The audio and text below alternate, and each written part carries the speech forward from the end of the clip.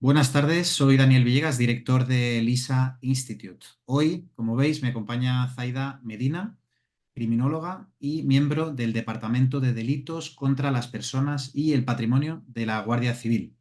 Para aquellos que aún no la conozcáis, os hago un resumen para que comprendáis el nivel de la profesora que hoy os hemos traído. Zaida es investigadora criminal en el Departamento de Delitos contra las Personas, como decía, perteneciente a la Unidad Central Operativa de la Guardia Civil, más conocida como UCO. A su vez, es analista e investigadora en análisis del comportamiento y en delitos que afectan a menores y a personas con discapacidad. Anteriormente, formó parte del Departamento de Cibercrimen de la Guardia Civil, investigando delitos de explotación sexual infantil y en la sección de análisis del comportamiento delictivo, concretamente en la Unidad Técnica de Policía Judicial de la Guardia Civil. Por tanto, en su trayectoria profesional, pues ha tenido que llevar a cabo múltiples exploraciones de víctimas, la realización de perfiles o contraperfiles en casos de homicidios, desaparecidos, autopsias psicológicas, entre otro tipo de métodos de análisis de víctimas o victimarios. A nivel académico, es graduada en criminología, dispone de un máster en criminal profiling y un máster en comportamiento no verbal y detección de la mentira. A su vez, por si lo anterior fuera poco, es profesora y mentora del máster profesional de analista criminal y criminología aplicada del LISA Institute, doble titulación universitaria con la UDIMA, la Universidad de Distancia de Madrid, así también como profesora del curso de experto en perfilación criminal del LISA Institute, ambos con inscripciones abiertas en lisainstitute.com. Zaida, es un auténtico honor contar contigo en esta masterclass. Bienvenida. Buenas tardes, Daniel. Es un placer poder estar aquí con vosotros. Pues muchas gracias. Muchas gracias porque eres una persona muy ocupada y con muchos cometidos y que hayas encontrado un hueco para tratar este tema, para nosotros es un verdadero placer. A aquellos que no la conozcáis, que sepáis que hicimos también una sesión interesantísima, una masterclass de perfilación criminal hace un par de meses que la tenemos publicada en lisanews.org, que ahora pasaremos el enlace para complementar con lo que hoy trataremos en esta otra masterclass de perfilación indirecta de la personalidad en la investigación criminal. Pero antes, informaros que Zaida, al igual que otros profesionales expertos en criminología, participa como profesora y mentora en el máster de analista criminal y criminología que os mencionaba, que es 100% online, de 9 meses de duración y cuya próxima edición ya tiene inscripciones abiertas y ya tiene los primeros alumnos inscritos. Para el que no lo conozca, aunque hay algunos alumnos que veo conectados que ya son alumnos de ese máster y que asisten a esta clase, el objetivo de este máster de analista criminal es profesionalizar a los alumnos en la prevención, el análisis y la lucha contra la criminalidad, poniendo el énfasis en el trabajo que se realiza, por un lado, en organismos internacionales, instituciones públicas, pero también en empresas. Las organizaciones en general tienen que prevenir el delito que les afecta directamente o el que se realiza a través de sus propios medios, estructura, organización, incluso instalaciones, por lo que tienen una responsabilidad y una corresponsabilidad con las fuerzas y cuerpos de seguridad del Estado, con las autoridades policiales, para poder ayudar en la prevención, en el análisis y también en la investigación y puesta a disposición judicial de todo lo que sea oportuno y necesario, por lo que todas ellas, empresas, instituciones, organismos internacionales, aunque no sean policiales, les interesa saber de análisis criminal, de investigación criminal, para poder contribuir entre todos, pues, a resolver ese tipo de delitos, ya sean graves o no tan graves, para poder trabajar juntos en esa misma misión. De ahí ese máster que sea multidisciplinar y enfocado tanto al sector público como al sector privado. Todo esto lo hacemos con el objetivo de que los alumnos, de que los alumnos adquiráis conocimientos y desarrolléis habilidades profesionales en análisis e investigación criminal y, por tanto, el equipo de profesores y mentores, como Zaida, está compuesto al 100% por policías, guardias civiles, directores de seguridad corporativa, y, en definitiva, profesionales de la criminología en activo, que están trabajando y que, por tanto, pueden hablar desde la experiencia profesional. Es una formación totalmente relevante, inmersiva, práctica, interactiva, para desarrollar ese tipo de habilidades y conocimientos en entornos profesionales simulados. Desde el principio del máster, los alumnos sois distribuidos en unidades de análisis criminal en las que, junto a vuestros compañeros y también junto a vuestros mentores, resolveréis casos reales aplicando las diferentes técnicas y métodos, como alguna que veremos en el día de hoy, herramientas criminológicas, en definitiva, idénticas a las que se usan organismos policiales o departamentos de seguridad de medianas o grandes empresas. Dado que las plazas son limitadas y solo se pueden inscribir 20 alumnos, aquellos que estéis interesados en inscribiros debéis acceder a lisainstitute.com y rellenar el formulario para solicitar entrevista por videoconferencia. En esa entrevista, más de conoceros, os resolveremos cualquier consulta que podáis tener y os podremos asesorar a nivel académico y a nivel profesional.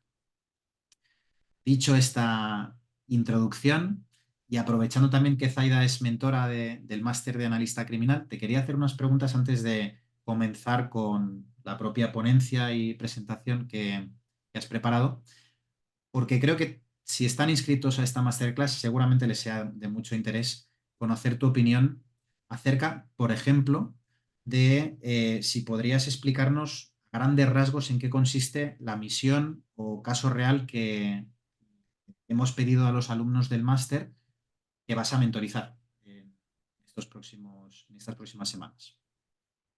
Claro, mira, se trata de que el alumno pueda desarrollar un perfil de un caso criminal encontrándose con los mismos problemas que lo haría un profesional en esta materia. Se formarán equipos, como bien contabas antes, en los cuales cada miembro, cada alumno, asumirá diferentes roles y deberán realizar un perfil que se les presente, ¿no? Van a contar pues, con los elementos que le facilita el profesor y con otros que ellos mismos puedan ir imaginando, aplicando ya aquí todos esos conocimientos que habrán adquirido durante todo el curso. Además, durante la práctica tendrán asesoramiento continuo y podrán resolver todas sus dudas directamente en mi caso, conmigo. Muy bien, muy bien. El análisis criminal es una tarea compleja, es una tarea que requiere conocimientos de diferentes disciplinas, pero atendiendo a la temática de esta masterclass, te pregunto, ¿por qué crees que es importante conocer y dominar la perfilación criminal para poder llevar a cabo un análisis criminal? Bueno, la perfilación criminal es una herramienta más que va a ayudar a la investigación. En ocasiones, pues va a ser solamente una pieza más que ayuda a esa investigación, pero en otras esa va a ser la pieza clave que va a ayudar a resolver el crimen, ¿no? Y tener un punto de vista desde la parte del perfilador va a ayudar a observar muchos elementos que desde la parte del investigador pues no se tienen en cuenta porque no son importantes. Entonces lo que ofrece es un punto de vista diferente en una investigación general. Para aquellos asistentes que tengáis interés, como hemos dicho, en el curso de experto en perfilación criminal, cuya profesora y mentora es Zaida, ¿podrías explicarnos, Zaida, cuáles serían los objetivos de aprendizaje de ese curso? O, dicho de otra forma, ¿qué conocimientos, qué habilidades desarrollan los alumnos con la realización de este curso? La idea es que el aprendizaje sea progresivo, ¿no? Vamos a intentar fijar pues, una pequeña base teórica para luego poder entender cómo aplicamos a nivel práctico estos conocimientos. Hablaremos de un montón de cosas. Vamos a empezar por esos fundamentos históricos, cómo evoluciona el perfilado, pues teorías y prácticas que hubo en el inicio y cómo han ido evolucionando a lo largo de la historia dentro del perfilado. Vamos a trabajar con diferentes tipologías de delincuentes, muy importantes para elaborar luego esos perfiles criminales. Intentaremos analizar escenas del crimen, pues identificar elementos claves en esta escena, aplicar técnicas de inspección técnico-ocular, extraer información de estas inspecciones. También vamos a conocer pues, las diferentes aproximaciones que hay del perfilado, el deductivo, inductivo, y vamos a intentar aplicarlos a casos concretos para que tengamos una forma mejor de aprender ese contenido teórico, ¿no? En estos casos prácticos, pues buscaremos aplicar el perfilado en diferentes situaciones. Y lo que buscamos un poco es que el alumno adquiera esa capacidad analítica para resolver los problemas que se le presenten durante el perfilado. Vamos a hablar de cómo aplicar el análisis geográfico, para poder pues, predecir y entender el comportamiento delictivo desde otro punto de vista. Vamos a estudiar también la psicopatología de la delincuencia. Vamos a ver cómo diferentes trastornos, diferentes patologías también pueden influir en el modo de delinquir de una persona. Intentaremos también adquirir habilidades de entrevista. Vamos a ver qué métodos y qué técnicas son importantes para obtener esa información pues, de los sospechosos, pero también de testigos y víctimas, que muchas veces nos olvidamos y son muy importantes a la hora de realizar el perfil. Otra parte importante, pues el estudio, como digo, que tiene la víctima, la victimología en la perfilación criminal. Analizar el comportamiento de estas víctimas, la interacción que tiene con el delincuente, obtener esas evidencias psicológicas tan importantes en la perfilación. Y bueno, el alumno aplicará el análisis de la conducta en general, practicando y buscando entender esas motivaciones y esas características de los delincuentes y todos esos aspectos que influyen pues, en elementos que vamos a conocer muy a fondo, como por ejemplo el modus operandi y la firma. Interesante. Yo creo que has conseguido extraer lo que más me interesa de la criminología, de cuando estudiaba criminología, justamente las asignaturas que más se disfrutan o que a mi entender más jugo, ¿no? Y más práctica tienen en el análisis y la investigación criminal, por lo que me parece súper interesante. Y un curso con estos objetivos de aprendizaje, ¿a quién crees que podría aportar más valor dentro de todo el abanico de profesiones que están directa o indirectamente relacionadas con el análisis y la investigación criminal? Pues a priori, pues guardias civiles y policías, que seguramente van a poder aplicarlo muy directamente, pero no nos quedamos solo ahí, porque también analistas de inteligencia, personas que se dediquen a la seguridad, personal de los centros penitenciarios, detectives, directores de seguridad, todo lo relacionado con la judicatura, abogados, fiscales, jueces, magistrados, personal del Ministerio de Interior, incluso personas que estén trabajando en organismos internacionales también con competencias de seguridad, analistas internacionales. Hay un amplio abanico que sí que pueden aplicar esta perfilación en sus cometidos diarios. Fenomenal, pues muchas gracias por las explicaciones para poder aterrizar bien el curso de experto en perfilación criminal, los objetivos de aprendizaje, a quién va dirigido, porque correlacionan muy bien con todo lo que hablaremos de ahora en adelante en esta masterclass para aquellos alumnos que les pueda interesar. Y dicho esto, pues sin más dilación, si os parece, comenzamos con la masterclass, compartiendo Voy a Zaida compartir pantalla, sí. pantalla y mientras tanto explicaros que trataremos los tipos de perfilación criminal, como ahora comentará Zaida, en qué consiste y cómo se realiza una perfilación indirecta de la personalidad, que veréis que es interesantísimo, incluso que os lo podéis aplicar a vosotros mismos en vuestro entorno para poder inferir ciertos rasgos de personalidad de personas de vuestro entorno, teorías psicológicas de psicología criminal, ejemplos reales y tened en cuenta que a lo largo de la masterclass podéis preguntar todo lo que consideréis oportuno a través del chat. Aquellas preguntas más interesantes y más relevantes se las formularemos a Zaida al final de su presentación y como innovación en esta masterclass, a propuesta de una compañera de Nerea de Pedro, hemos incorporado varias preguntas y retos que deberéis responder en el caso práctico para ver si habéis entendido correctamente las explicaciones, las técnicas y métodos que explicará en detalle Zaida. Así que muy atentos a la exposición, a ver si tenéis un buen perfil para ser perfiladores criminales. Así que, por mi parte, Zaida, me quedo en segundo plano y retomo cuando finalices la ponencia, me vuelvo a conectar. Muchas Muy bien, gracias. gracias, Daniel. Bueno, en primer lugar, voy a resumiros un poco de qué vamos a hablar esta tarde, ¿no? Vamos básicamente a nombrar algunas aproximaciones que existen al perfilado criminal, como el deductivo, el inductivo y el geográfico, para saber que existen. Seguiremos con el perfilado indirecto, en el que vamos ya a profundizar un poquito más, hablando de posibles aplicaciones que pueden tener, y para ello vamos a dar unas pinceladas a algún aspecto que puede ser interesante sobre personalidad. Seguiremos con algunas teorías en las que se apoya este perfilado indirecto y luego vamos a ver ejemplos de cómo aplicarlo, de cómo aplicar este perfilado. Vamos a verlo en diferentes facetas. Y finalmente vamos a acabar con un caso práctico para verlo de una forma un poquito más didáctica aplicado a la realidad. Aquí en esta parte final es donde dice Daniel que responderéis a unas preguntas para que veáis vosotros mismos esa aplicación real de lo que vamos a tratar esta tarde, ¿de acuerdo? Bueno, como digo, una de estas aproximaciones del perfilado de las que os hablaba es el perfilado deductivo. Es un tipo de perfilado útil en aquellos casos donde no conocemos la identidad del autor. Este tipo de perfilado implica el uso de la información recopilada durante toda la investigación, pues para inferir características del autor del delito. Se basa, por lo tanto, en una lógica deductiva. ¿Y qué hace? Bueno, pues analizar evidencias físicas y evidencias psicológicas. ¿De dónde vamos a sacar estas evidencias? De, por ejemplo, observar la escena, en la escena aspectos como el modus operandi, la firma, pero solo será importante lo que hay en esa escena, ¿no? También la victimología y otros elementos del delito, pero solo lo que es concerniente al caso que estamos estudiando. Es decir, que esta aproximación se enfoca en hacer inferencias de esas posibles características específicas del autor del crimen a partir de información única y exclusivamente del caso, ¿vale?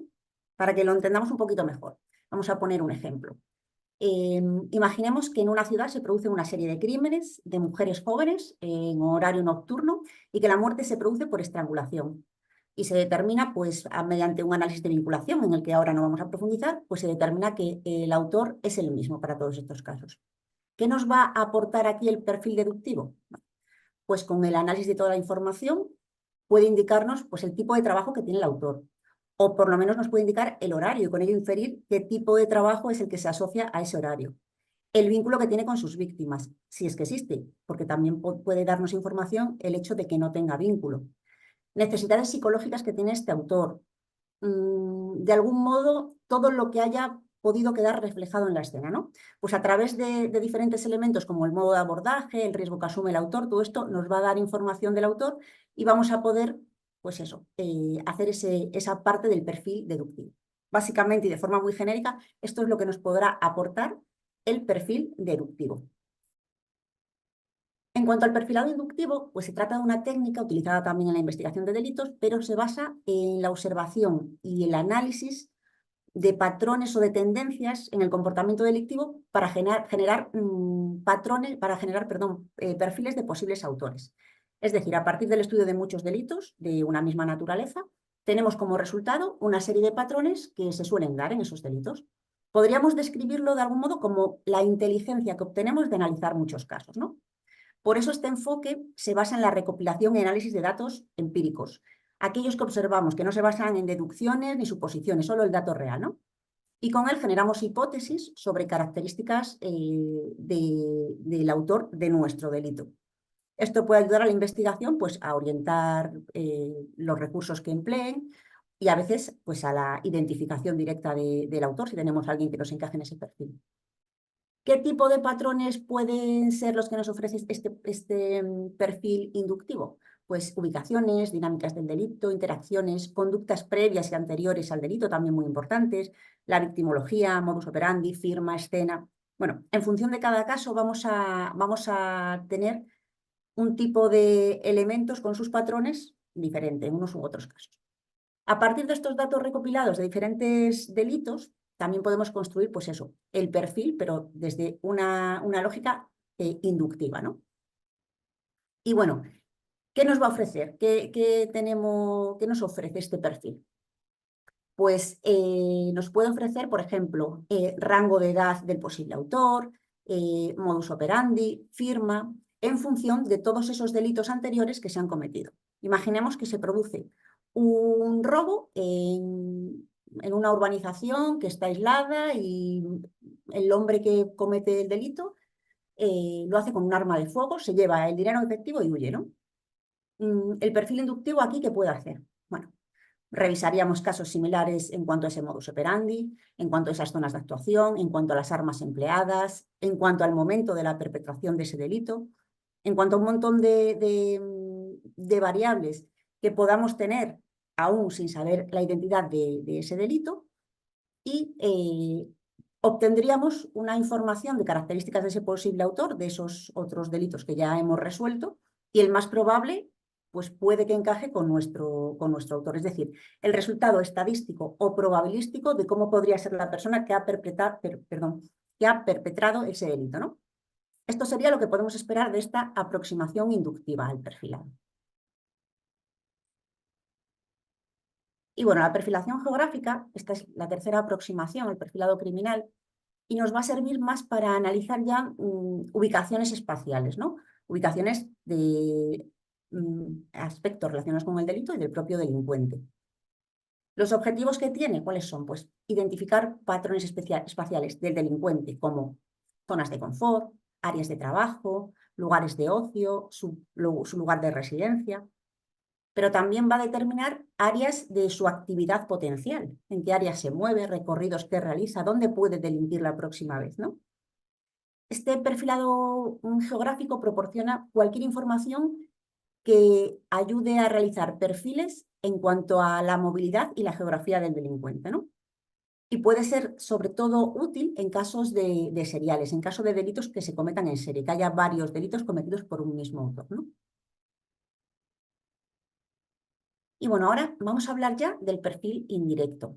Es una aproximación que busca inferir características y rasgos de personalidad de un individuo basándose en su comportamiento, sus interacciones, en señales indirectas, ¿no? En lugar de depender únicamente de una información directa que nos proporcione el sujeto o de aspectos que hemos extraído de la investigación, ¿no?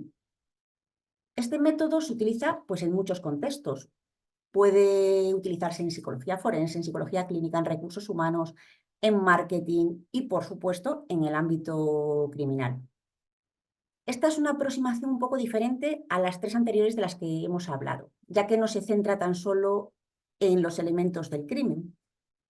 Además, puede ser útil tanto para realizar el perfilado de autor como de la víctima o incluso a veces de protagonistas de la historia que pueden aportar datos de interés como testigos o personas que no son testigos pero son cercanas a algunos de estos protagonistas y nos pueden dar información útil para este perfil indirecto.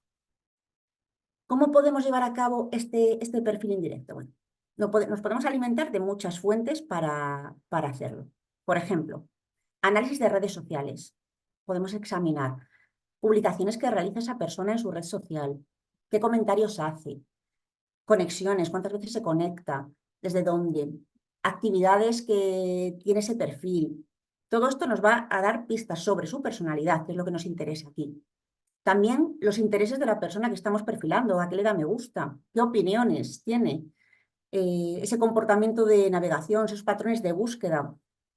Cualquier actividad que realice en la red pues nos va a revelar información sobre eso, sobre sus preferencias, sus preocupaciones.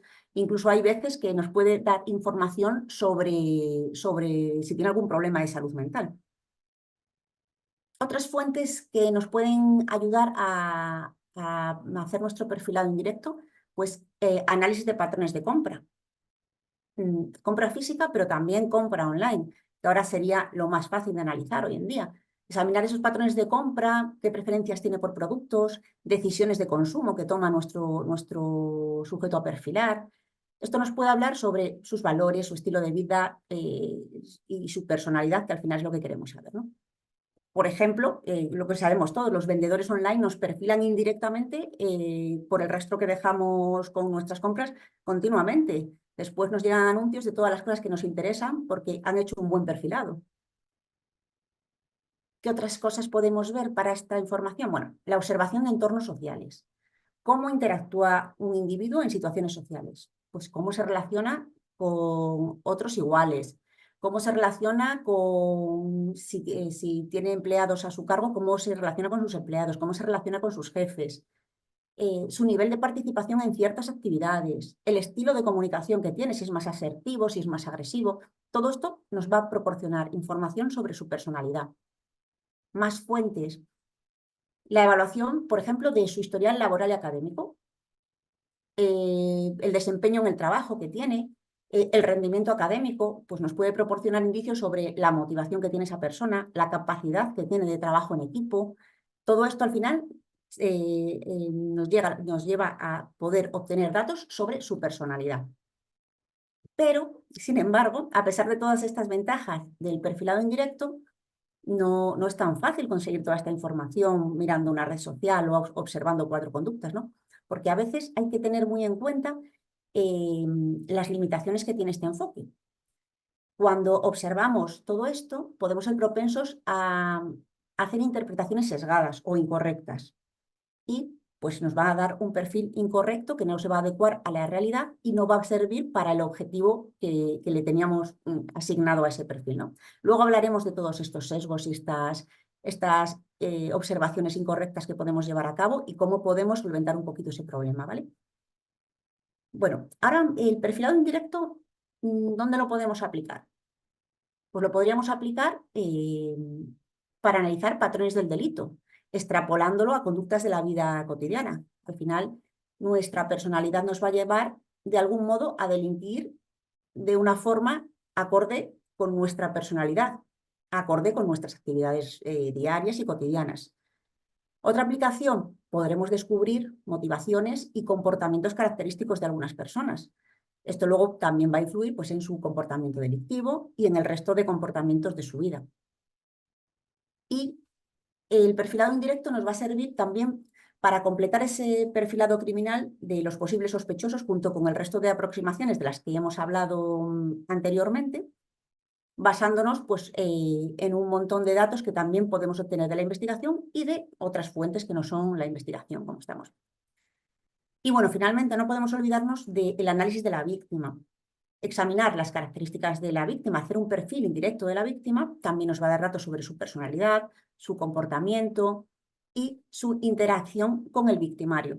Todo esto también muy importante para hacer un perfil completo del caso o un análisis criminológico completo de un caso, ¿vale? Bueno, ¿y dónde? Dentro del ámbito criminal, dónde vamos a aplicar este perfilado criminal?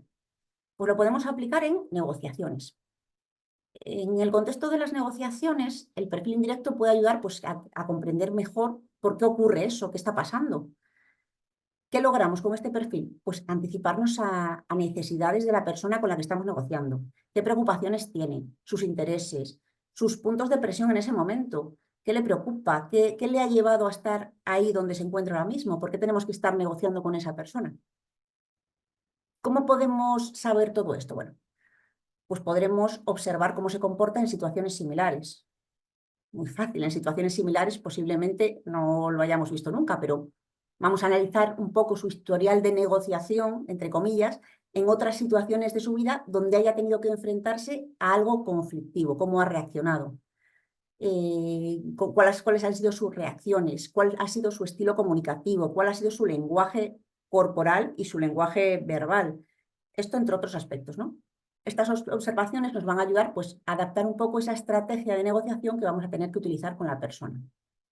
Y esto, como digo, pues suena muy bien así, pero no siempre podremos disponer en una negociación de este tipo de información. En ese caso, el perfilado indirecto lo tenemos que hacer sobre la marcha, con lo que tenemos, ¿no? Con las reacciones presentes, lo que estamos viendo en el momento de la negociación y con los pocos datos que tengamos en ese momento. De ahí la importancia de cuando sabemos que eso va a ocurrir, que se va a producir una negociación con una persona, con alguien que tiene unos rehenes, en cualquier tipo de negociación, una vez que antes de llegar al escenario hay que absorber toda la información posible sobre esa persona, si tiene redes sociales, si hay algún familiar que nos pueda decir reacciones que tiene en momentos concretos, cómo se comporta, en qué trabaja. Todo lo que podamos saber de esa persona nos va a ayudar luego a la hora de realizar el trabajo, ¿no? Otras aplicaciones, bueno, en entrevistas. Durante las entrevistas, ya sea en el contexto laboral o en una investigación criminal, el perfil nos va a ayudar a comprender mejor al entrevistado, ¿no? A evaluar pues, su idoneidad para ciertas funciones o roles o a elaborar estrategias de entrevista que sean adecuadas al perfil de esa persona pues, para que se sienta más cómoda o para el objetivo que nos hayamos propuesto con esa persona, ¿no? Bueno, podemos observar aspectos como la coherencia en sus respuestas, el lenguaje que utilizan, la expresión facial, la concordancia entre comunicación no verbal y comunicación verbal, muy importante. Cualquier comportamiento indirecto nos va a dar información sobre su personalidad. Otros usos, bueno, en inteligencia humana, el famoso Yumin. En el ámbito de la inteligencia humana, el perfil indirecto ayuda a recopilar un montón de información sobre los objetivos, sobre sus intereses, sobre todo lo que tiene que ver con ellos, sin que sean alertados de que están siendo vigilados o están siendo controlados, muy importante. Y también es interesante su uso en la técnica de autopsia psicológica. La autopsia psicológica implica analizar retrospectivamente las circunstancias y los factores que llevaron a la muerte a una persona. ¿Con qué objetivo? Pues comprender mejor cuál pudo ser la etiología de esa muerte. El perfilado indirecto puede ser una parte importante de este proceso de confección de la autopsia psicológica al examinar pues, el contexto de la vida del individuo, pues eso, ya en este caso, como hay un fallecido, de manera retrospectiva, a través de sus interacciones sociales pasadas, de su comportamiento, todo lo que nos puede aportar información de su estado emocional y mental antes de la muerte, o incluso posibles motivaciones para saber si nos encontramos ante un suicidio, ante un homicidio o ante una muerte accidental, pues un poco ya según el caso. Bueno, y ahora vamos a hacer un paréntesis para dar unas pinceladas sobre qué es la personalidad y por qué es interesante para poder realizar un perfil indirecto. La personalidad es un concepto complejo que se refiere pues, a características individuales de un sujeto, como el comportamiento, los pensamientos, las emociones, todos esos patrones interpersonales de alguien a lo largo tanto del tiempo, es decir, durante toda su vida, como de las diferentes situaciones que vive esa persona. Podríamos decir que la personalidad es pues, la suma de todas esas características psicológicas que hacen que una persona sea única. No hay nadie idéntico a otra persona en cuanto a personalidad, que luego lo vamos a ver. Podremos ser parecidos, podremos tener similitudes, pero no hay dos personas idénticas, ¿vale? Aquí el perfilado indirecto lo que busca, el objetivo que tiene, es medir de algún modo pues, esa personalidad. Y aquí vamos a hablar de cómo se mide la personalidad, porque hay varias formas. El perfil indirecto es una de ellas, pero ¿cómo medimos personalidad? Pues la podemos medir mediante cuestionarios de autoinforme. Son unos instrumentos que usa el personal titulado en psicología para hacer mediciones de personalidad. También mediante test proyectivos, también uso específico de psicólogos. Otra forma de hacer esta medición, pues mediante entrevistas bien estructuradas o semiestructuradas. En este método, ¿qué hace el evaluador? Pues hace preguntas específicas ya diseñadas para que nos ofrezcan aspectos de la personalidad del individuo. Y también podemos hacer esta medición de la personalidad con la observación. Consiste en observar el comportamiento de una persona pues, en diferentes situaciones. ¿Qué buscamos con esto? Pues inferir sus rasgos de personalidad mediante esa observación, ¿no? Y aquí no tenemos que contar con su participación consciente, no tiene que rellenarnos test, no tiene que hacer absolutamente nada. Simplemente tenemos que observar. Esto es lo que es el perfilado indirecto. Bueno, a pesar de todas estas técnicas que hay para medir la personalidad, pues hay muchas que tienen muchos problemas, pues pueden ser muy subjetivas según la interpretación, algunas pueden tener falta de validez porque solo están comprobadas en unos países y en otros no. También está el problema de la modulación de la personalidad. La persona no cambia su personalidad, pero que sí que se modula a lo largo del tiempo, pues por aprendizajes, por experiencias, por cambios físicos, por cambios psicológicos.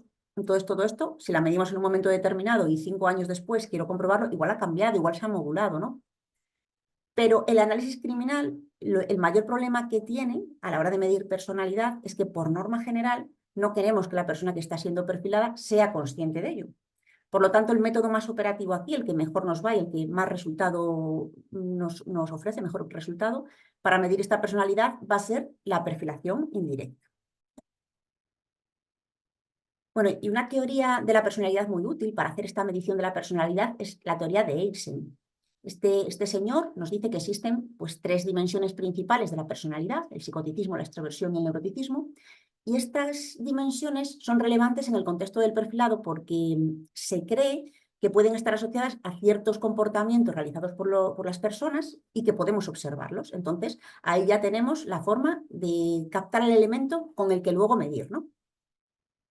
Estos rasgos son un continuo, es decir, cada uno de nosotros se encontrará en un grado determinado de ese rasgo, en un punto concreto del continuo. De ahí lo que decía antes sobre la personalidad de cada individuo. No hay 2 sujetos idénticos. Cada uno estaremos en un punto concreto de estos 3 macro rasgos de los que hablo y, por lo tanto, las diferentes combinaciones van a dar siempre personas diferentes.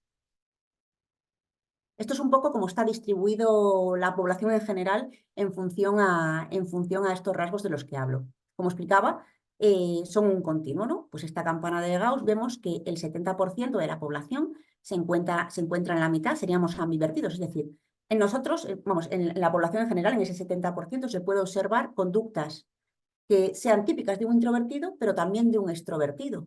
Puedes tener una ligera tendencia, pero vamos a estar ahí en medio.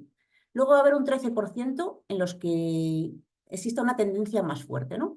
Un rasgo un poco más acusado, y pues ya se van a observar conductas más características del rasgo que queremos observar, más fácil determinar qué tipo de personalidad tiene.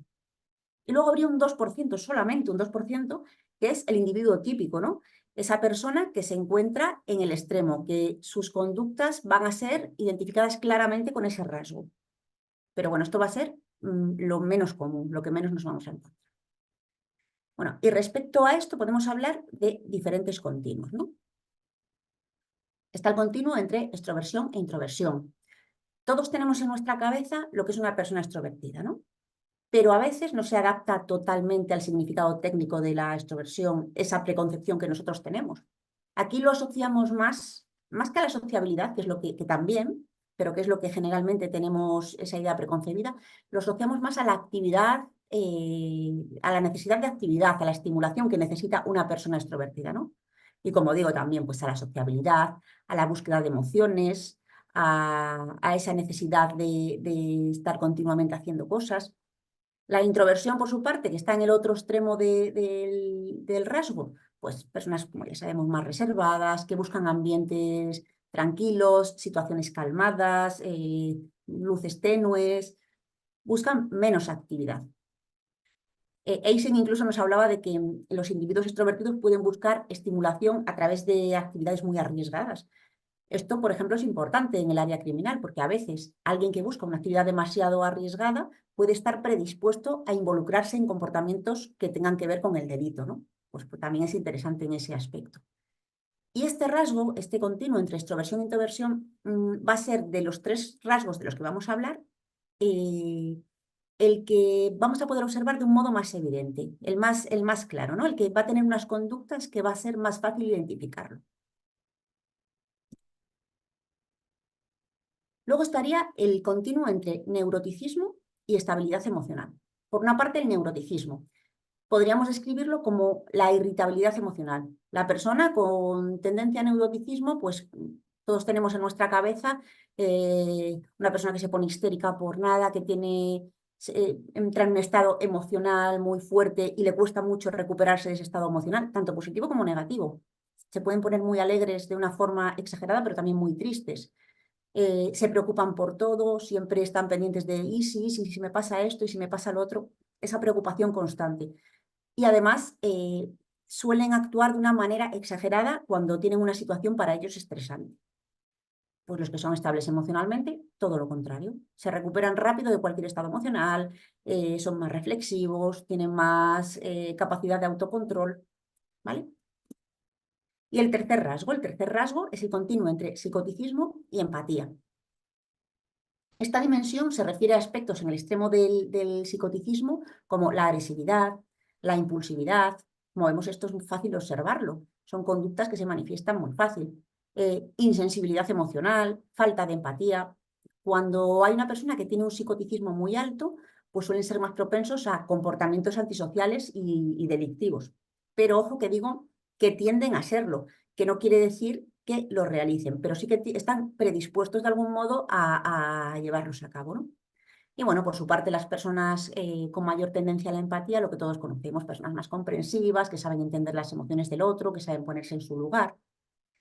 Y esto sería de manera resumida, y para que entendamos de qué modos o rasgos pueden manifestarse en comportamientos delictivos, estas descripciones, y que va muy de la mano de la perfilación indirecta, ¿vale? Y bueno, otra teoría de la que os quiero hablar y que es muy interesante también para el perfilado indirecto es la teoría de Gray, y que dice que hay relación entre personalidad y comportamientos. Hasta ahora ya lo teníamos claro. Y aparte, ¿qué es lo que nos interesa para el perfilado? En particular, qué nos dice esta teoría? Que la personalidad humana se puede entender en relación a dos sistemas neuropsicológicos, que son el BIS y el VAS. El VAS, sistema de activación conductual, que se asocia a búsqueda de recompensas. Y el BIS, sistema de inhibición conductual, que se basa en la evitación de castigos. Pues también es posible que encontremos alguna conducta que nos refleje esto, ¿no? La teoría de Gray puede ser útil para examinar cómo alguien responde, por ejemplo, a un estímulo externo, tanto positivo como negativo, y cómo esas respuestas podemos asociarlo, pues eso, a una búsqueda de una recompensa o a la evitación de un castigo. ¿Cómo podemos aplicar esta teoría en el perfil indirecto? Bueno, pues en el análisis de motivaciones, como digo, en la evaluación de riesgos y recompensas, cuando una persona tiene una respuesta concreta, sabemos si está huyendo está evitando un castigo o está buscando una recompensa en función de lo que arriesga, ¿no? Bueno, con este perfil indirecto, con este perfilado indirecto y la aplicación de la teoría de Gray, podemos identificar esos patrones que reflejan cada uno de estos sistemas y ver cuál predomina. Que no quiere decir que en una conducta concreta predomine un sistema y en esa persona concreta predomine ese sistema, pero a base de observar muchas conductas en las que vemos que hay esa tendencia, pues podemos pensar, pues igual esta persona es más tendente al bis que al bas, ¿vale? Podemos aplicarlo, por ejemplo, en el contexto que hablábamos antes, en una negociación. Si podemos captar esa conducta, podemos hacer ese perfil previo antes de hablar con la persona con la que tenemos que negociar, ya llevamos mucho terreno ganado. Como digo, lo podemos utilizar en predicción de comportamientos en función del sistema que detectemos. Y por otra parte, está aquí a la derecha el sistema FFS, que se basa en la idea que tenemos de las 3 posibles respuestas que le podemos dar a una amenaza. Cuando nos vemos en peligro, ¿cómo podemos responder? Pues por una parte podemos luchar, es decir, enfrentar activamente esa amenaza, el peligro, una confrontación directa a la amenaza. En segundo lugar, podemos huir, es decir, evitar la situación, escapar. Buscamos seguridad, salvarnos y huir del peligro, ¿no? Y hay una tercera respuesta que es la parálisis. Nos inmovilizamos, nos paralizamos como respuesta a ese peligro. Y esta respuesta sería como una falta de acción. Buscaríamos de algún modo reducir el movimiento como si buscásemos que no nos viese esa amenaza o ese peligro, ¿no? Bueno, pues estas respuestas que ofrecemos ante una situación de peligro nos pueden ayudar a comprender, a extrapolar comportamientos de personas si podemos detectar qué respuesta dan ellos ante el peligro. Por ejemplo, hay que detener a una persona. Si nosotros hemos podido, mediante observaciones previas, poder detectar cuál es su respuesta, pues podemos predecir también cuál va a ser su respuesta cuando se vea acorralado y vea que va a ser detenido por la Guardia Civil, por ejemplo. Bueno, el análisis de todas estas respuestas pues nos va a ofrecer también información sobre la personalidad, ¿no? Esas estrategias de afrontamiento, cómo las maneja, esas tendencias que tiene. Es decir, vamos a poder trabajar en función de comportamientos observados para predecir comportamientos futuros, de algún modo, ¿vale? Y para que lo comprendamos un poco más, porque con tanta teoría a veces es un poco confuso, para que entendamos un poco lo que es la personalidad y la conducta,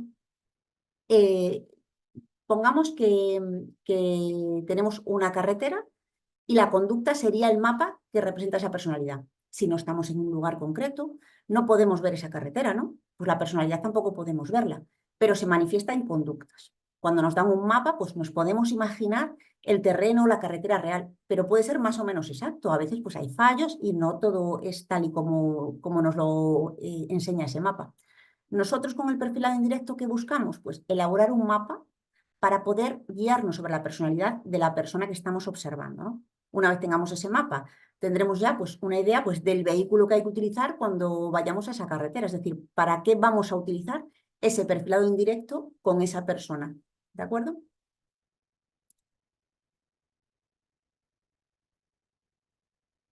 Bueno, igualmente, lo que decía antes, la contraposición entre test y perfilado indirecto. Mayor problema que tenemos, sobre todo en investigación criminal, no podemos encontrarnos a un delincuente y decirle, relléname este test. Ah, pues sí, me parece que tienes este tipo de personalidad, porque posiblemente falsee esos resultados, ¿no? Y bueno, además posiblemente le pongamos en alerta de que está siendo vigilado. Entonces, en investigación criminal no nos sirven los test, vamos a tener que utilizar el perfil indirecto. Bueno, y finalmente vamos a hablar del modelo de la lente, lo que decía antes de los sesgos. Este modelo es una analogía que intenta ayudarnos a comprender cómo percibimos e interpretamos el mundo. En este ámbito concreto nos referimos pues, a personas y a sus comportamientos, ¿no? Nos explica que cuando percibimos algo, posiblemente esa percepción pues, no se corresponde totalmente con la realidad, sino que podrá estar influenciada por nuestras propias experiencias, nuestras propias creencias, nuestros prejuicios, y todos estos elementos van a actuar como una lente. A través de ella vamos a ver y a comprender las cosas. ¿Cómo puede este modelo ayudarnos en la observación de los indicadores conductuales de los que estábamos hablando sobre el perfilado indirecto? Bueno, debemos ser conscientes de que estas lentes perceptivas pueden estar influenciadas pues, por esos sesgos cognitivos, sesgos emocionales, y van a afectar a nuestra capacidad para observar y también para interpretar y todos los comportamientos que observemos. Entonces no vamos a ser objetivos y a nivel profesional la objetividad es lo principal, porque si no, no vamos a realizar un buen trabajo.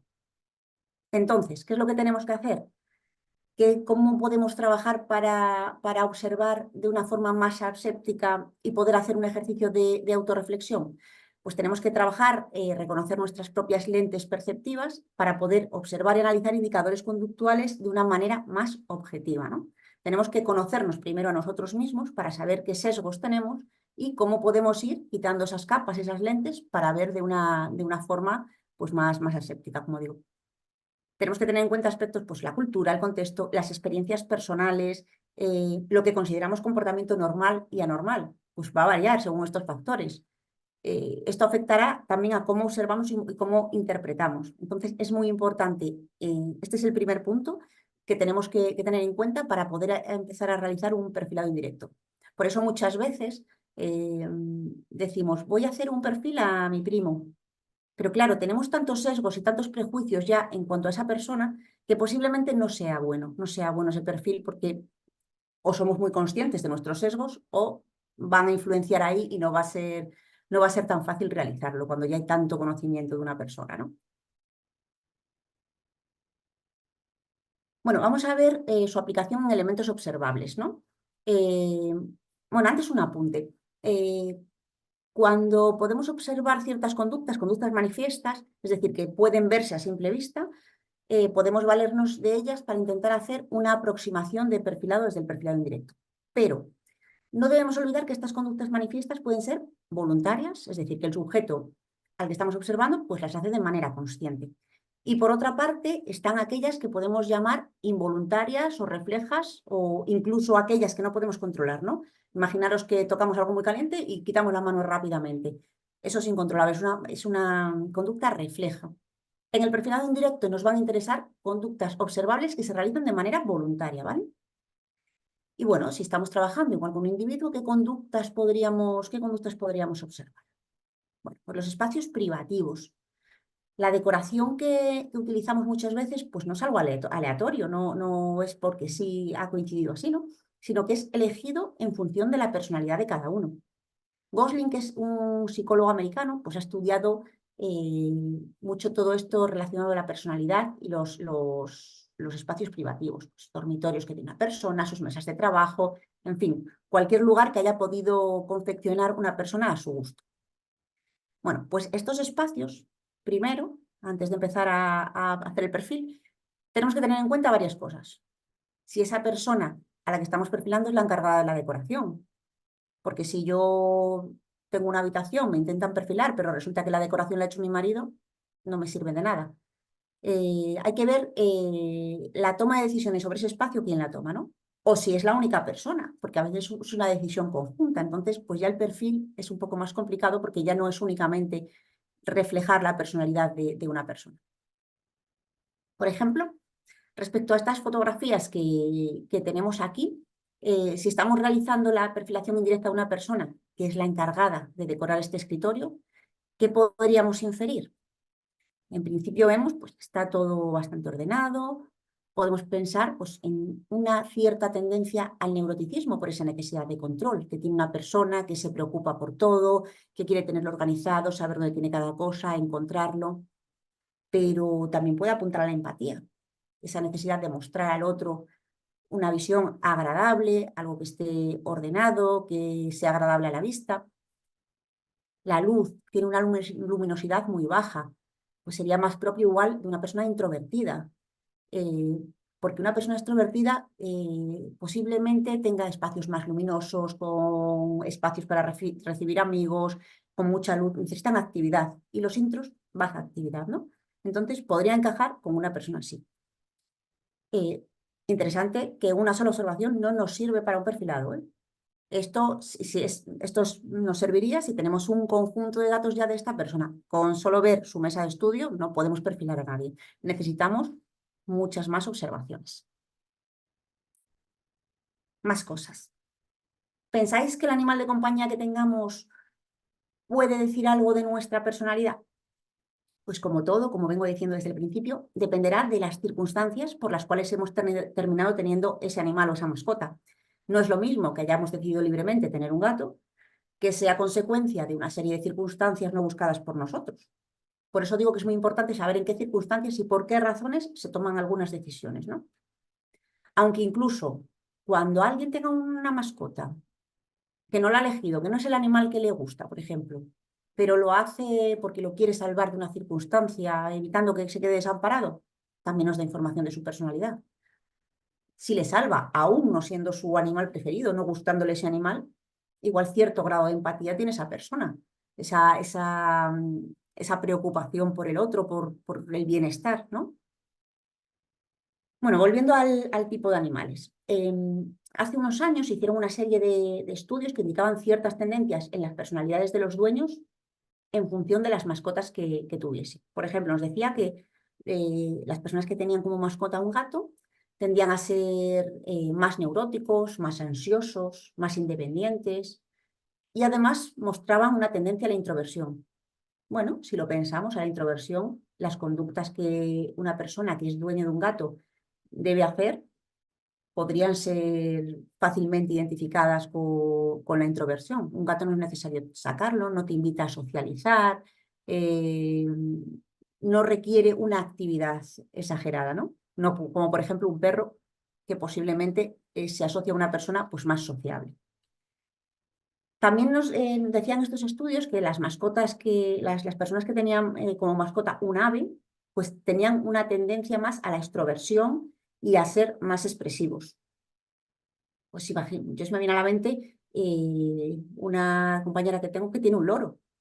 Pues evidentemente con el loro o eres muy extrovertido o acabas agotado al final del día porque si no tienes mucha actividad te puede volver loco tener que estar todo el día, pues eso, que te hable, que haga cosas, que se mueva, ¿no? Por otra parte, los estudios estos de los que hablo nos hablaban también de las personas que tenían peces y que también tendían más a la introversión. Pues igual que hablábamos antes de los gatos, un pez tiene una actividad muy baja. A su dueño le exige igualmente una actividad muy baja. ¿Qué le exige? Conductas como la observación, muy típica pues, de un introvertido. Pues sí, es asociable a ese tipo de personas. Bueno, por lo tanto, parece que los rasgos de personalidad podrían influir en los tipos de mascotas que una persona elige tener finalmente, pero bueno, teniendo en cuenta todo esto de lo que hemos hablado, de si decide tenerla porque le gusta, si es impuesta, todas las motivaciones son importantes y luego que el simple hecho de tener una mascota no puede servirnos para hacer un perfil. Necesitamos muchas más cosas, ¿vale? Bueno, en cuanto a conductas que podrían observarse en personas con diferentes grados en las dimensiones de estos rasgos de personalidad de los que estamos hablando. Por una parte, personas con alto neuroticismo, ¿qué podemos observar? Pues como decía, que eran personas con una ansiedad constante, preocupadas por todo, por situaciones futuras, muy preocupadas por igual la salud de sus seres queridos, incluso cuando no hay señales de enfermedad, que rumia, que se queda atrapado en sus sentimientos negativos. eh, pues no sé si me cerré el grifo de la cocina y vuelven a casa después de andar 5 kilómetros con el coche y cierran el grifo. ¿Qué les ocurre también? Tienen una conversación incómoda y eso lo están rumiando constantemente, están pensando si han dado una respuesta correcta, si no, son muy rumiadores, ¿no? Y además tienen cierta reactividad emocional y también exagerada, lloran fácilmente, esto lo podemos observar. Y lloran igual por cosas que decimos, bueno, pues no era para tanto, ¿no? una situación que para ellos es estresante, pues tienen una reacción emocional intensa. Igual una crítica constructiva en el trabajo, pues les hace llorar. Pues posiblemente tengan un alto grado de neuroticismo. Por el contrario, personas con alta estabilidad emocional, pues conductas opuestas. Son poco alterables, aparentemente despreocupados, parece que no le dan importancia a nada, aunque en el fondo se la den, pero realmente no les altera, ¿vale? Personas con alta extroversión, como decía, buscan estimulación social, buscan actividad, oportunidades para interactuar con otras personas, organizan salidas con amigos, participan en asociaciones, buscan todo tipo de actividades. Además, muestran más fácilmente sus sentimientos. Son personas que son más propensas a sonreír. Es más fácil que cuando le dices hola a un extrovertido te responda con una sonrisa que lo haga un introvertido, ¿no? Son mucho más abiertas. Y además, otro dato importante es que toman riesgo, disfrutan de actividades arriesgadas, pues, por ejemplo, alguien que practica un deporte extremo posiblemente tienda a la extroversión, ¿no? O alguien que, por ejemplo, invierta en negocios con un alto riesgo de pérdida, pues posiblemente también. Al revés, los introvertidos quieren tranquilidad, soledad o al menos compañía que eligen, cercana, de confianza, asumen pocos riesgos, se dedican a observar a sus peces. Son gente más tranquila, que no necesitan tanta actividad, que se cansan muy fácilmente, ¿vale? Y por último, los que tienen tendencia al psicoticismo. Esta gente pues van a ser más impulsivos, toman decisiones rápidas, pues no se paran a pensar consecuencias, me compro algo que es muy caro, pero bueno, no me preocupo de si tengo crédito suficiente, si no. Reaccionan además de forma exagerada ante un conflicto, se involucran en peleas físicas, insultan durante una discusión acalorada, bueno. Será una persona que muestra una falta total de preocupación por los sentimientos de los demás. Ignoran problemas emocionales de otros, no les preocupa lo que les ocurra. Normalmente se centran única y exclusivamente en sus propias necesidades. Si yo hacer algo por ti me supone un beneficio, lo haré, pero si no, no. Y bueno, al revés, el que tiende a la empatía, pues todo lo contrario. Se preocupa por los demás, intenta que todo esté, que siempre haya tranquilidad, todo lo contrario al psicoticismo.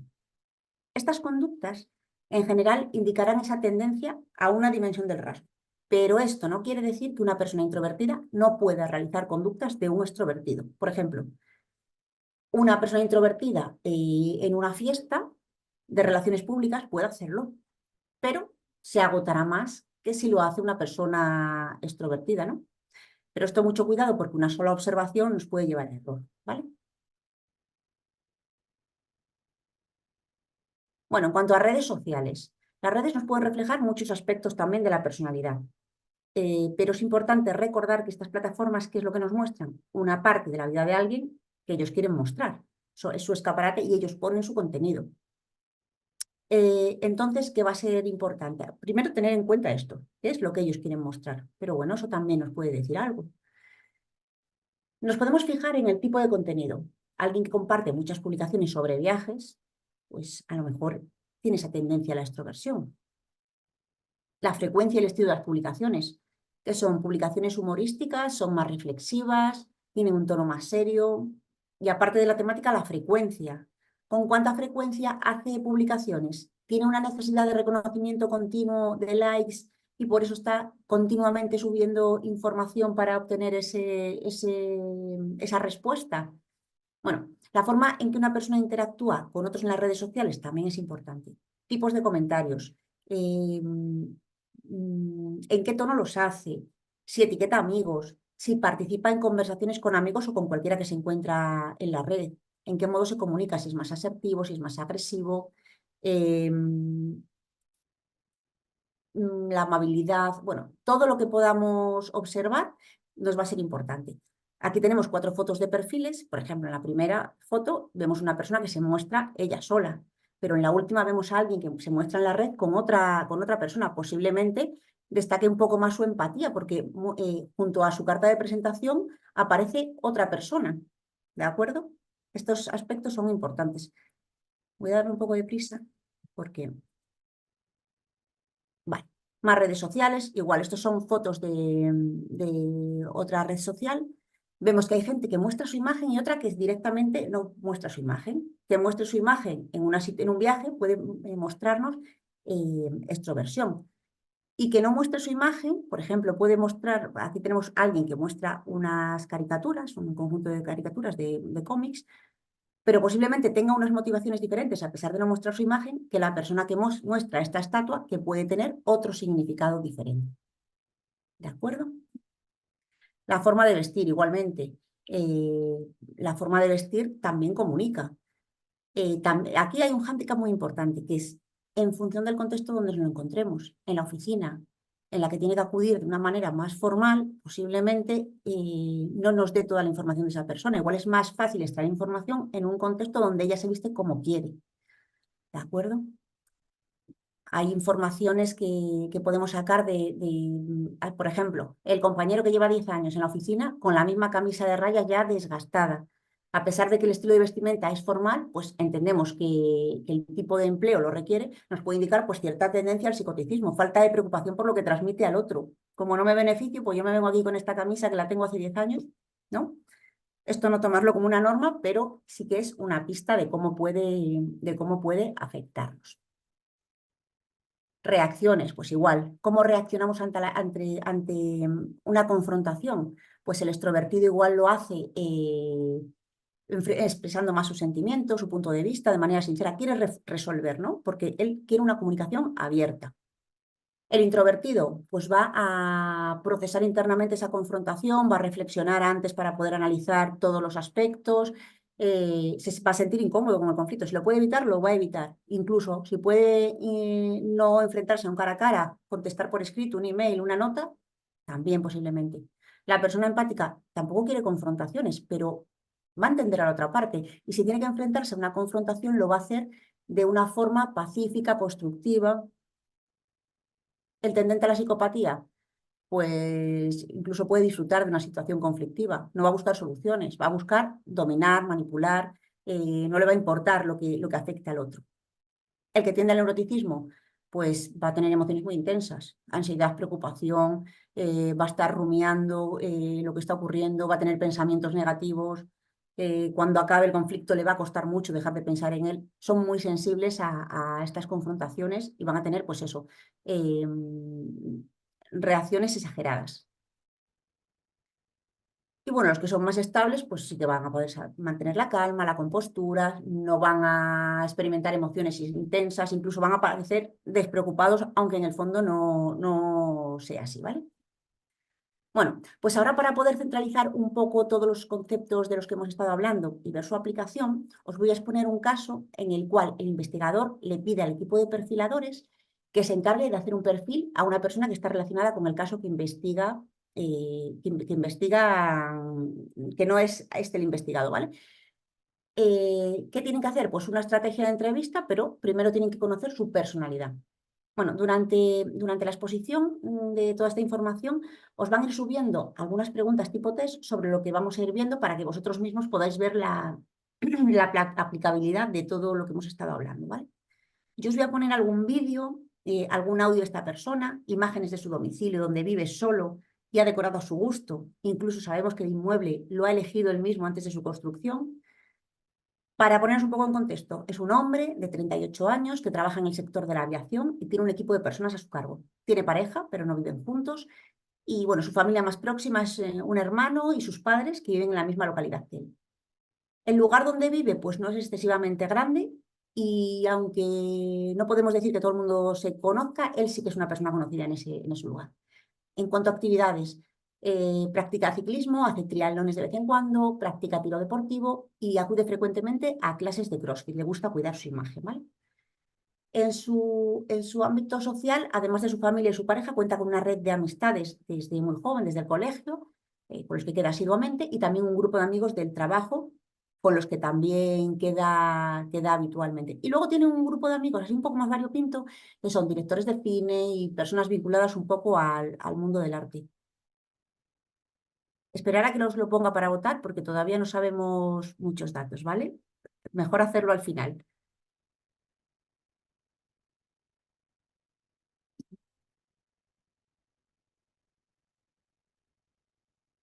Vale. Aquí hay algunas imágenes de domicilio. Durante un tiempo vivió fuera de su ciudad y lo anunció en diferentes páginas de alquiler y aparecen estas imágenes. Aunque al investigador no le sirven para nada, pues a nivel de perfilación, pues sí que no son interesantes.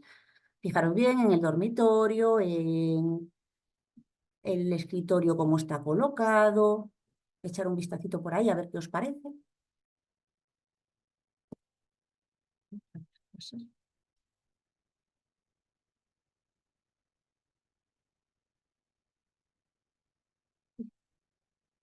Vale, este es el salón.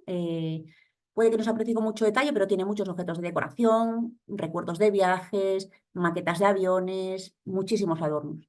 Parece que hay bastante orden en todas las estancias, pero es cierto que estas imágenes son publicadas por él, por lo que pueden estar hechas de este modo, de forma intencionada para ofrecer esta imagen. También hay que tenerlo en cuenta. Ahora os voy a poner un vídeo, ¿vale? Es simplemente unos segunditos de esta persona caminando.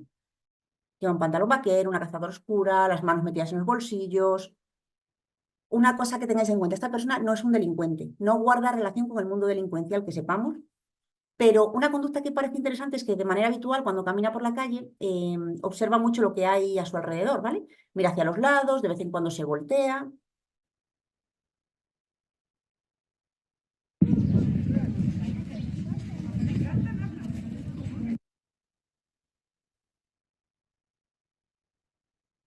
Vale, ahora os voy a poner una conversación telefónica. Él ha acudido a un concierto y se lo está contando a alguien por teléfono, ¿vale? Para que os fijéis en las cosas que dice, a ver qué os parece.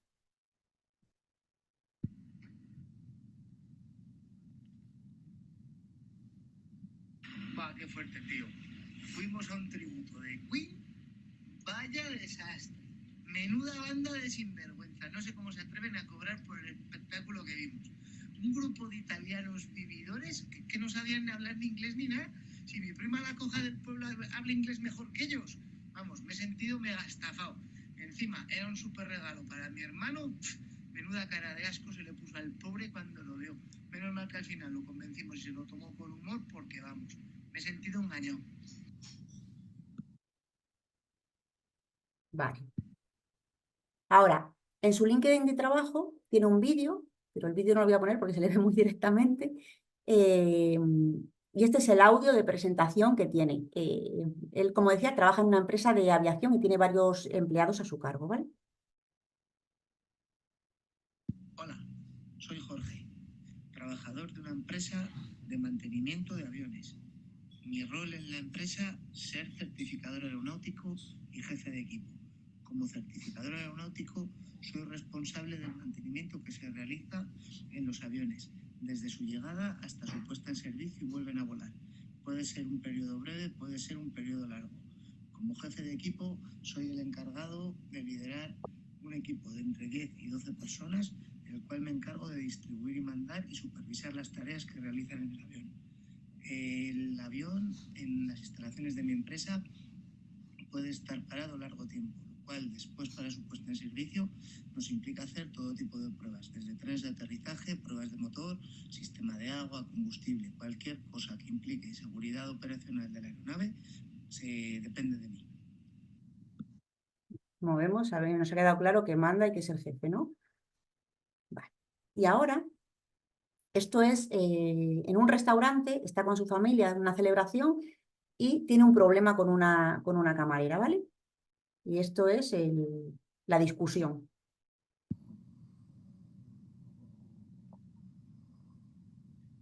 Perdona, ¿puedes venir un momento, por favor, y me traes el libro de reclamaciones? Disculpe, caballero, ¿está algo mal? No, está algo mal, no, está todo mal.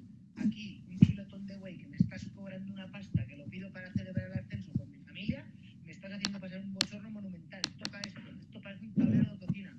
Esto no es un chuletón al punto, ni esto es una mierda. Si me vas a cambiar esto, pero ¿cómo vas a coger esto? Lo que tenéis que hacer es ver las terceras, aprendéis un poco a cocinar.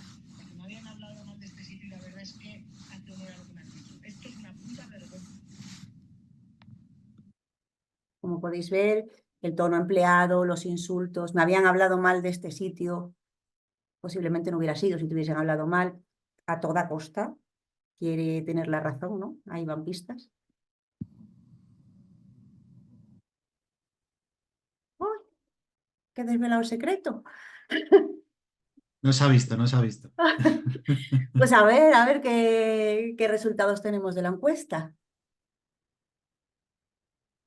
¿Qué pensáis? ¿Qué personalidad creéis que tiene esta persona? Primero, extroversión. Genial. Bueno, la extroversión, como decía, es el rasgo que más fácil se ve. La actividad, un montón de actividad. Luego su forma de hablar cuando está cómodo, porque no sé si habéis visto el cambio respecto al audio del trabajo al que está con un amigo hablando por teléfono. Habla mucho más rápido, utiliza un lenguaje mucho más informal. En el del trabajo parece que va a cámara lenta, ¿no? Como vemos, extroversión. Eh, Neuroticismo, también neuroticismo. Está súper preocupado porque le han puesto un chuletón que está fatal y entonces busca esa confrontación. Pero una cosa importante que antes no le he dicho, esta confrontación, los neuróticos sí que le dan muchas vueltas, y están y sí, son muy pesados con ese tema, pero el psicoticismo sale ahí, insulta, no acepta acuerdos, ¿no? Vemos que sale ahí su rasgo más... No me deja ver la última pregunta. No sé si soy yo. No me deja bajar hasta abajo. Es Bueno, ha estado ahí.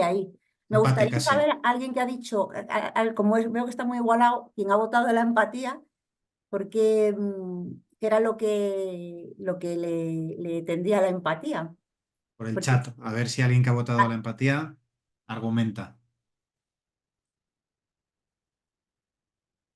a ver si me decís una cosa, si no os digo yo otra cosa.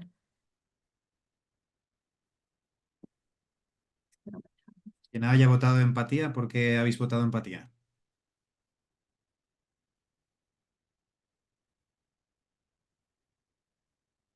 Que no es reprochar nada. Quiero decir, a veces esto es un poco siempre con gente, acompañado, ¿vale? Sí. Pensé que me ibais a decir por la familia, porque aparece mucho con... me preocupa que a mi hermano no le ha gustado el concierto, estoy aquí con mi familia y me habéis estropeado la cena. Pensaba que me ibais a decir eso porque a veces una persona que tiende a la psicopatía no le preocupa nada a los demás, pero algo sí. Igual su familia, incluso hay gente que le preocupa muchísimo su perro, que se muere si pasa cualquier cosa, pero luego los demás le da igual que lo que ocurra en el mundo en general. Siempre hay como una figura de apego, algo más a lo que se agarra, aunque tenga mucha tendencia al psicoticismo. Yo ¿Vale? creo, Zaida, que hay muchas personas que han votado empatía, pero cuando escuchan la conversación con la camarera, ahí retroceden. Claro. Por eso decía al principio, ¿no votéis todavía? Esperaros un poquito. Bueno, esto es un caso tenía que ver con un delito económico. Este no es un delincuente, sino que era una persona que estaba vinculada, que podía ofrecer información y era necesario realizar un perfil para luego aplicarle una técnica de entrevista. Por eso os decía que no era un malo malísimo. Pero bueno, también es importante en los que no son tan malos hacer ese perfilado.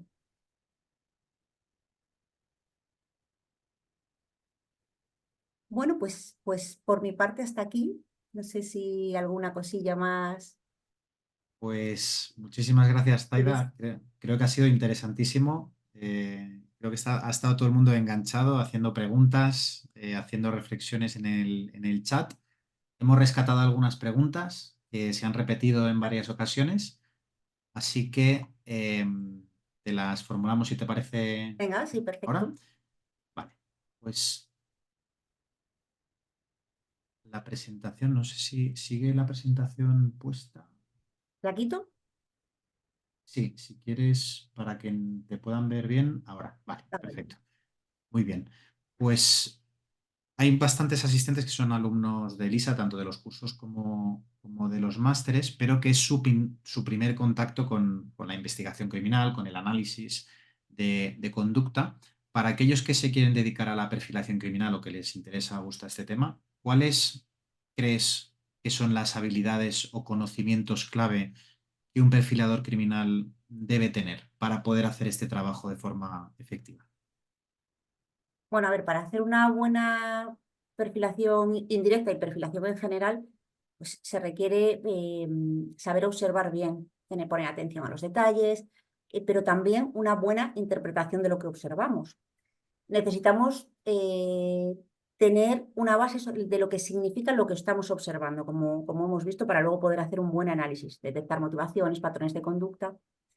Otros conocimientos que pueden ser interesantes para el perfilado en general, pues conocer aspectos de la personalidad, conocer a las personas, aspectos sobre comunicación verbal, no verbal, sobre análisis de credibilidad, sobre habilidades de comunicación, técnicas de entrevista, técnicas de influencia y persuasión. Un montón de conocimientos genéricos de todas estas áreas van a ser muy importantes para luego pues, poder aplicar para poder trabajar haciendo una buena perfilación.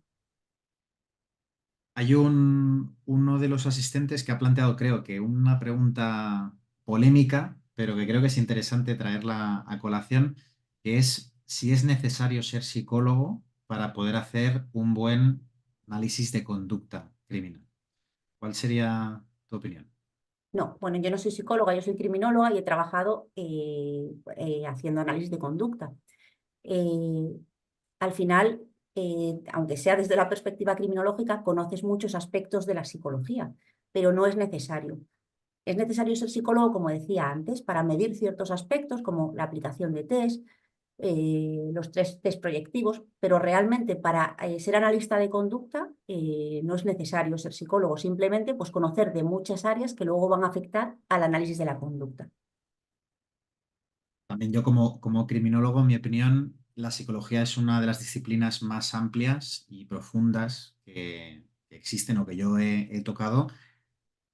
Es necesario tener conocimientos en criminología para realmente poder hacer un buen análisis de conducta criminal. Solo ser psicólogo no te habilita a Eso poder es. hacer un análisis criminal. ¿Por qué? Porque has de saber patrones delictivos, modus operandi, medidas de seguridad, control social formal e informal, porque todo eso afecta a la conducta, ¿no? Ujú. Sociología, no es lo mismo menores que víctimas, que un reincidente, ¿no? Por decir algunos ejemplos, por lo que al final en criminología se estudia la psicología necesaria para poder hacer análisis de conducta criminal de una forma profesional y multidisciplinar, pero en defensa de los psicólogos, si además de psicología tienes criminología, probablemente sea el mejor cóctel, ¿no? Para poder hacer un buen análisis de conducta criminal. Eso es. Pero en cualquier caso, es mejor, en mi opinión, ser criminólogo y tener esa cantidad de colores para poder perfilar correctamente, que no solo lo que te puede dar psicología, que es muy interesante, pero te falta esa parte de la criminalidad que se trata en criminología. Perfecto. Eso es. Pues más preguntas interesantes que nos han planteado. Estamos acostumbrados a encasillar a la perfilación criminal en el ámbito más policial. Sin embargo, como hemos dicho, puede ser de mucha utilidad en otros ámbitos. Has hablado de diferentes aplicaciones. Un alumno del máster de analista de inteligencia te pregunta si podrías poner algún ejemplo de aplicación de la perfilación indirecta de la personalidad en una misión o en un operativo UMINT de inteligencia de fuentes humanas que te haya sido de utilidad, en tu caso, en llevando a cabo algún tipo de investigación criminal. Eh, que haya aplicado yo en el ámbito criminal, O que eh, conozcas que se que haya conozca. aplicado y que... Ujú. A ver, seguramente muchos, pero por ejemplo, creo que sobre el año 2010, en un pueblo de la provincia de León, asesinaron a un hombre en su domicilio. Y bueno, tras un proceso de investigación, se cerraban todas las líneas y uno de los investigadores, que además es un gran perfilador, había hecho un perfil y tenía en ese perfil y una persona que podría encajar en ese perfil. Pero el resto de elementos de la investigación, entre ellos la data de la muerte, no encajaba, esa persona no estaba allí, no podía ser. Pues el caso se fue encallando, fue pasando un tiempo y finalmente lo que ocurrió es que el problema era que la data de la muerte se había hecho en función a un testimonio que no era bueno y el perfil era correcto. La persona que tenían perfilada encajaba perfectamente con otra que tenían y se resolvió el caso. Entonces, se resolvió únicamente por el perfil, aún con los inconvenientes de otros aspectos de la investigación. Bien. Ha habido otras preguntas acerca de la tecnología, ¿no? Y cómo está irrumpiendo en todo lo que es análisis la inteligencia artificial, la digitalización de los datos y cómo afecta eso a la investigación y al análisis criminal, ¿no? Y la pregunta que planteaba el asistente es ¿en qué medida aporta valor el uso de software y o de la inteligencia artificial en ese proceso de perfilación criminal? Bueno, a ver, ya existen algunas herramientas que pueden facilitar estos aspectos y, bueno, son usadas por las unidades así más pioneras.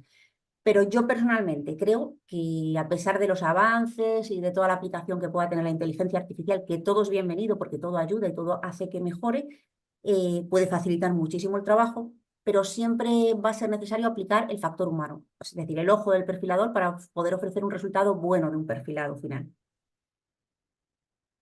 ¿Recomiendas el uso de, por ejemplo, hojas de cálculo tipo Excel para poder hacer una ponderación poniendo una importancia relativa a cada hecho observable y así poder afinar un poco mejor pues, la conclusión final del perfilado? Sí, a ver, luego cada uno a la hora de analizar un caso, pues tiene sus métodos, sus formas. eh, Está el método Vera, por ejemplo. El método Vera consiste en ir haciendo pues, una serie de encasillados de primero inferencia, o sea, primero datos, luego el dato hago esta inferencia, no pierdo nada de información, lo tengo todo organizado y siempre voy viendo mis inferencias, que no es el dato auténtico de dónde sale. Entonces, lo mismo con una hoja Excel. Yo lo organizo de la forma que a mí me sea más sencilla y voy siempre viendo dónde tengo el dato, de dónde lo obtengo y lo que dices, prioridad, qué es más importante, qué es menos importante, qué me puede ofrecer más información, a dónde me puede derivar este dato. Considero que sí que es importante. Al final, yo creo que es una buena técnica el uso de herramientas o de Sí, métodos tipo Excel, sobre todo para disminuir o mitigar otra cosa que has comentado y que creo que es interesantísima, que es el sesgo o eso, el prejuicio o el estereotipo cuando analizamos temas que quizás nos tocan muy de cerca o tangencialmente, para poder abstraernos, ¿no? de esos prejuicios o estereotipos o sesgos mentales que podemos tener en sí, sí, relación sí, al caso que estamos investigando y que además suele pasar, ¿no? Porque cuando llevas 9 meses investigando a una persona y crees que es esa, al final los datos los cuadras para que acabe eso siendo es. esa y es la profecía autocumplida. En cambio, si tienes pues un método que te permite objetivar un poco mejor o trabajar en equipo, pues quizás te pueda ayudar, ¿no? ¿Tendrías algunos consejos para reducir esos sesgos que puedas aplicar o que apliques en tu día a día? A ver, lo principal es conocernos a nosotros mismos, saber cuáles son nuestros sesgos, qué tendemos a pensar cuando observamos algo y ver si es cierto. Luego, a nivel de trabajo, ¿cómo suele hacerse? Pues cuando se hace un perfil, normalmente se utiliza, pues, lo que se utiliza en experimentos, el doble ciego, ¿no? Yo hago un experimento, un experimento, perdón, un perfilado, mi compañero hace el otro y finalmente lo ponemos en común. Y luego todo lo que no nos encaja, vemos a ver si hay algún sesgo que está interrumpiendo ese resultado final. Ha habido varias preguntas, por ejemplo, una de Jordi Carranza, acerca de cómo debemos actuar como perfiladores criminales si estamos haciendo una perfilación indirecta de la personalidad y el sujeto que estamos analizando puede tener algún trastorno múltiple de la personalidad, lo cual, pues, al final hace más complejo y arduo ese análisis, ¿no? Porque hemos estado hablando de rasgos de la personalidad que has explicado, pero cuando además sobre esos rasgos hay trastornos, ¿cómo debemos actuar? A ver, al final, que haya un trastorno lo tiene que dictaminar un psicólogo, un psiquiatra. Yo puedo observar rasgos que puedo pensar que están asociados a un trastorno, pero realmente no puedo dictaminar que esta persona tiene un trastorno. Cuando encuentro una persona que tiene un rasgo muy acusado, estos que hablábamos de la campana de Gauss, los del 2%, el individuo típico, a ver, pues un individuo ya que está en esos extremos, igual sí que tiene algún tipo de trastorno, algún tipo de patología mental. Lo puedo sospechar, pero realmente para mi perfilado no lo necesito, porque yo, mi perfilado, ¿para qué lo voy a usar? Para hacer una entrevista en la que esa persona se sienta cómoda, para utilizar una estrategia para esa entrevista, para un puesto de trabajo en el que necesito que una persona tenga cierto encaje. Realmente el hecho de que tenga un trastorno no me va a suponer un cambio en el objetivo de mi perfilado. Y es verdad que un trastorno, pues eso solo lo puede diagnosticar un profesional de la salud. Uno de los asistentes muy activo que ha hecho muchas preguntas, Cristian Portero, pregunta si para realizar una perfilación indirecta de la personalidad se utiliza habitualmente la inteligencia de fuentes abiertas OSINT o la inteligencia de redes sociales SOCMINT, y en caso de que sí, si podrías poner algún ejemplo real que pueda servir de referencia. Sí, a ver, a día de hoy, casi siempre, tú si tienes un objetivo y tienes que realizar un perfilado, lo más directo, antes de hacer un seguimiento, lo más directo, lo primero que tengo es sus redes sociales. Veo sus interacciones, veo qué amigos tiene, veo con quién se relaciona, a qué lugares va. Es más, incluso para posteriormente poder hacer un seguimiento, incluso su red social me va a decir dónde encontrarle. Entonces, evidentemente, es la primera fuente de información que vas a tener para hacer un perfilado. Además que es gratis, no tiene riesgos prácticamente comparado con otro tipo Sí, sí, sí. de seguimientos o vigilancias, por lo que al final también es optimizar costes y recursos, que siempre viene bien en Eso es. contextos de investigación. Y a veces es más fácil encontrar, quizás se relajan en alguna red social, los Eso malos es. pues se Sí, sí, sí. descuidan y acaban siendo muy profesionales en su vida real física, pero en la vida digital pues quizá acaban cometiendo algún fallo, ¿no? Eso pasa casi siempre, Por suerte. por suerte. Rocío García pregunta acerca de la última fase del análisis de perfilación criminal o de perfilación indirecta de la personalidad, que sería el informe, ¿no? O el reporte que se efectúa pues, para el jefe o el responsable de esa investigación en concreto. Y pregunta, Rocío, ¿qué elementos consideras que debería tener ese informe o si tienes algún consejo para su realización de forma profesional? A ver, la parte final, pues ya serían las conclusiones. Ya sería decirle a el investigador, en mi caso, que lo que me ha pedido, el resultado de lo que me ha pedido. Pues si me ha pedido una estrategia de entrevista, por ejemplo, para un individuo al que le hemos hecho una perfilación indirecta, pues le diría, pues considero que si es una persona muy introvertida, no estéis muchas personas en la sala para hacerle la entrevista, no tengáis una luz muy directa que le moleste, que no haya excesivo ruido, háblale despacio, haz pausas, déjale que piense su respuesta.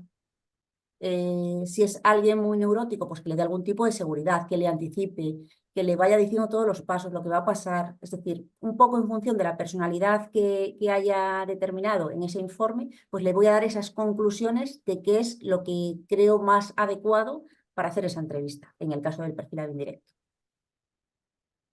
Hay varias preguntas que, por ejemplo, Lizy Cota pregunta acerca de si alguno de los rasgos de personalidad que has descrito, si tienen una cierta tendencia mayor a la criminalidad o menor, ¿no? Por ejemplo, pues si los introvertidos o los extrovertidos tienden más a la criminalidad o por contra no es un indicador fiable de una delincuencia potencial. No, a ver, no es un indicador, si no volveríamos otra vez al hombroso, pero en lugar con rasgos físicos, con rasgos psicológicos. No hay ninguna personalidad mala. Todo el mundo cuando decimos, uy, tiene tendencia a la psicopatía, es malísimo. No, no es malísimo, pero porque yo me gustaría que fuese mi jefe el más psicópata, porque va a tener una organización buenísima, va a saber lo que es mejor para cada uno y no le van a influir pues los sentimientos, las emociones. Todo en su lugar adecuado es bueno. Y algo que me explicaron en psicología criminal también, que me marcó, que me fue muy pedagógico, es que todos tenemos una parte de todos los rasgos de personalidad, que al final tendemos hacia un lado o hacia otro, pero todos están presentes en cierto grado, ¿no? El problema es cuando te vas a los extremos Eso o es. a las puntas, ¿no? En un psicotécnico o en un análisis de personalidad, pero que todos tenemos todos los rasgos. Entonces todos seríamos criminales si esto fuera un indicador, por lo que al final es interesante la pregunta, pero es importante no criminalizar ningún Eso rasgo de es. personalidad de los que hemos hablado hoy. Andrés Gómez, ya por ir cerrando, porque ya es hora de ir cerrando. Andrés Gómez pregunta un tema muy interesante que dice, en un contexto de interacción directa con el otro, con el sujeto que estamos analizando, Ujú. resulta complicado realizar observaciones cuando estamos participando en la propia conversación. Entonces, ¿cómo podemos mantener la observación e ir perfilando a la vez que conversamos con la persona de interés sin perder datos y sin que el otro lo note? Yo eso no lo he conseguido. Eso es muy difícil. Generalmente cuando se hace una entrevista, pues hay un entrevistador principal y un segundo entrevistador que es el observador, que es el que tiene que intentar, porque en directo es muy difícil, pues obtener toda esa información. Tú si al mismo tiempo tienes que entrevistar, pensar la pregunta, pensar qué te está respondiendo y cómo le tienes que contestar. Esa carga cognitiva es casi imposible mantenerla si además tienes que atender a su comportamiento no verbal, a ver qué tipo de personalidad tiene. Al final empezarás a hacer cosas raras y no sabrás no estarás haciendo ninguna de ellas bien. Es muy complejo porque es Sí, como pedirle a un actor que además de actuar se esté inventando el guión en claro, no se caliente puede. y esté adaptándose al resto de actores que están a su alrededor. Por muy bueno que sea ese actor, no lo podrá conseguir, ¿no? Entonces, bueno, se trabaja en equipos, se hacen grabaciones también, ¿verdad? En la distancia Sí, sí, sí. para poder recordar, o de audio, de vídeo, para poder complementar y recuperar esa información a posteriori, ¿no? Porque de lo contrario, pues No, no sería posible. no sería posible. Fenomenal, pues hay muchas más preguntas, Zaida, lo cual significa que tendremos que comprometernos a repetir dentro de un tiempo alguna masterclass sobre esta temática que sea complementaria, con tal de poder pues, satisfacer a todos los que no hemos podido abordar su pregunta, pero creo que hemos cubierto y superado las expectativas de la audiencia. Creo que, pues, por lo que comentan en el chat, mucha gente le ha encantado lo que has explicado y los ejemplos y también la práctica que has hecho al final, pero tenemos que dejarlo. Así que concluimos esta masterclass de perfilación indirecta de la personalidad. Esperamos que la sesión haya contribuido a una mejor comprensión más profunda de lo que es la perfilación criminal y su importancia para el análisis del delito. Confiamos en que hayáis podido adquirir una visión más cercana de la cotidianidad y de los desafíos que enfrentan los profesionales como Zaida, dedicados a la prevención, el análisis y la investigación criminal. Aquellos que habéis comentado que tenéis interés en el máster de analista criminal, no dudéis en solicitar cita de asesoramiento o entrevista por videoconferencia con tal de poder daros y resolveros cualquier duda que tengáis. Así como recordad también que tiene inscripciones abiertas el curso de experto en perfilación criminal, donde se profundizan en algunos de los temas que hemos comentado en el día de hoy y que está disponible en lisainstitute.com. Dicho esto, Zaida, pues en nombre del equipo de Lisa y estoy segurísimo también que en nombre de toda la audiencia, muchas gracias por compartir tus conocimientos, tu experiencia y además hacerlo con una habilidad comunicativa y con imágenes y con ejemplos que creo que es súper pedagógico para todos. Así que de verdad, muchísimas gracias. Gracias a vosotros por invitarme aquí. Pues muchísimas gracias a todos los demás por asistir. Nos vemos muy pronto en próximas masterclass. Si os ha gustado, como digo siempre, dejadnos un comentario, compartir estos conocimientos con las personas de vuestro entorno, porque al final es la mejor forma de que esta gota acabe llegando al océano y seamos más los que conocemos y tenemos esta cultura criminológica. Así que muchísimas gracias a todos. Os esperamos en lisainstitute.com, en lisanews.org. Que tengáis un feliz día, cuidaos mucho y hasta pronto.